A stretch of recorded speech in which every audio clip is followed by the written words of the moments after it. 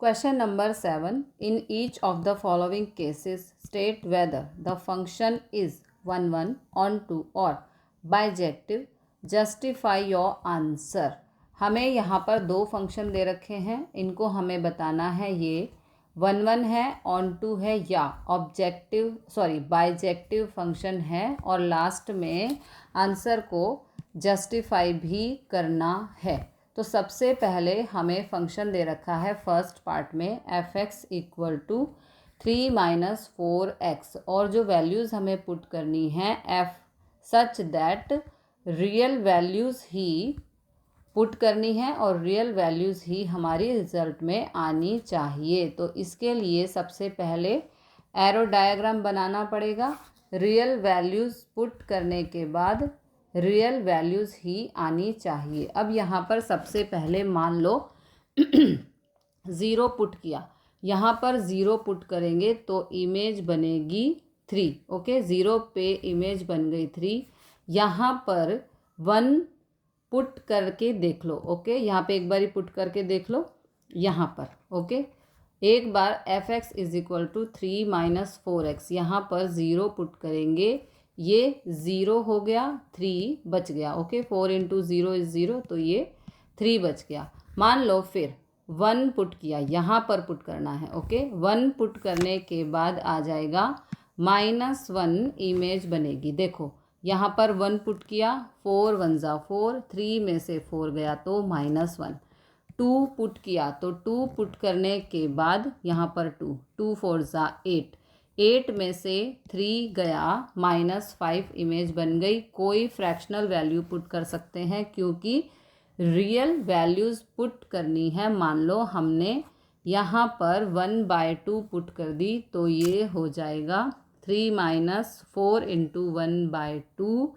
यहाँ पर 2 से 4 हो गया कैंसिल, तो ये हो गया 2। ओके, हाँ, 3 में से 2 × 1 = 2, तो 3 में से 2 गया तो 1, ये बचा 1। ओके, 1/2 पुट करने पर इमेज जो आ रही है वो है 1। तो हम देख सकते हैं यूनिक वैल्यू पे यूनिक इमेज मिलती जा रही है। तो यहाँ पर लिखेंगे for every unique domain range is unique, so it's 1, 1 function. तो ये हमारा 1, 1 फंक्शन है।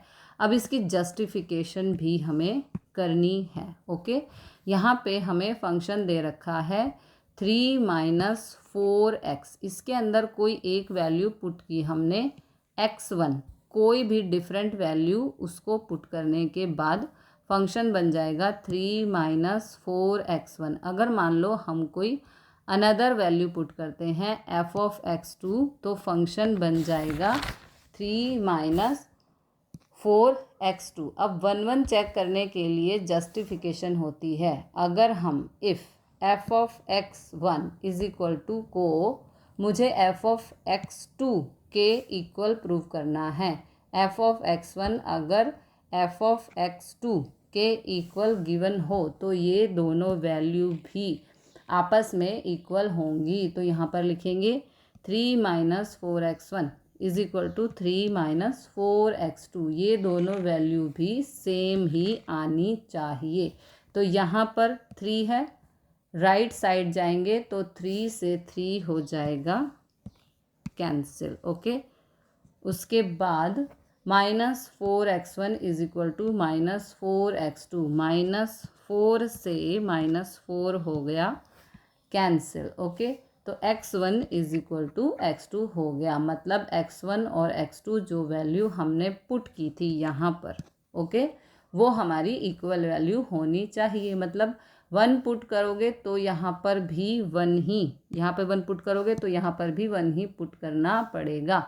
ऐसा नहीं है कि आप 2 डिफरेंट वैल्यू पुट करके इन दोनों को इक्वल कर सकते हो, कभी नहीं कर सकते। बस ये जस्टिफिकेशन होती है। देखो हमें 1, 1 फंक्शन की जस्टिफिकेशन में अगर मान लो हमारे पास 2 फंक्शन हैं, ये फंक्शन दे रखा है, ये हमें फंक्शन दे रखा है f(x) = 3 - 4x, इसमें हमने एक यूनिक वैल्यू पुट की तो रिज़ल्ट में हमें यूनिक वैल्यू मिल गई। फिर हमने कोई अनदर वैल्यू पुट की तो हमें एक अनदर वैल्यू मिल गई। तो ये अगर दोनों हमारे पास सेम हो, कौन से, ये, ओके, तो हमारा x1 x2 होना चाहिए। तो हमने इन दोनों को क्या था यहाँ पर, तो ये अगर दोनों हमारे पास सेम हो, यानी कि f(x1) = f(x2), तो हमारा x1 = x2 होना चाहिए। तो हमने इन दोनों को इक्वल रख दिया। इन दोनों को इक्वल रखने के बाद इनके रिजल्ट भी इक्वल होने चाहिए। रिजल्ट से हमारा आ गया x1 = x2। ये होती है जस्टिफिकेशन। ये हो गई 1 की जस्टिफिकेशन। अब हमें इसे ऑन टू भी चेक करना है, ओके। तो यहाँ पर ऑन टू में कोडोमेन है। कोडोमेन में ध्यान से देखो, यहाँ पर हमारे पास जितनी भी वैल्यूज़ आएंगी, कहाँ पर, यहाँ पर जितनी भी वैल्यूज़ आएंगी वो सभी रियल वैल्यूज़ आएंगी। कुछ भी पुट करते जाओ, कुछ ना कुछ आपको यहाँ पर मिलता जाएगा। फ्रैक्शनल वैल्यू भी मिलेंगी। मान लो आपने यहाँ पर 1/3 पुट कर दिया x की वैल्यू डोमेन में, तो 3 - 4/3 हो गया, तो ये 5/3 आ जाएगा। फ्रैक्शनल वैल्यू भी आ रही है, ओके।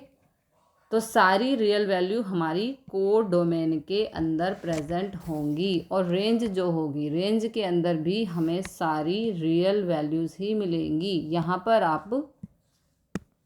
पर आप कुछ भी पुट करते चले जाओ।